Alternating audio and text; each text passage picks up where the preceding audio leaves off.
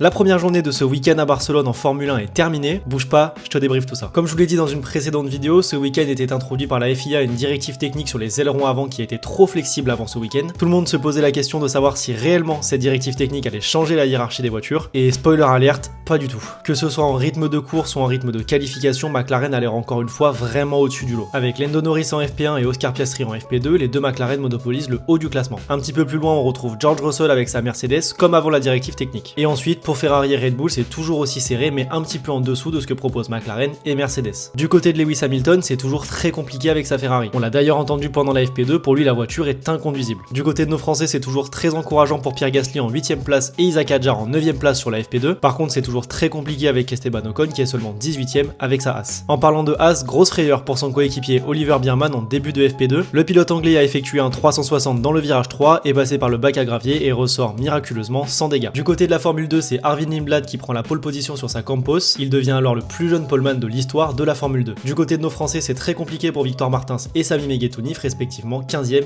et 19e. Et pour la Formule 3, nouvelle pole position du protégé de Ferrari Rafael Camara sur sa Trident. Et pour nos Français, Théophile Nael et Alessandro Gusti, c'est une très bonne entame de week-end. Ils sont respectivement 4e et 6e.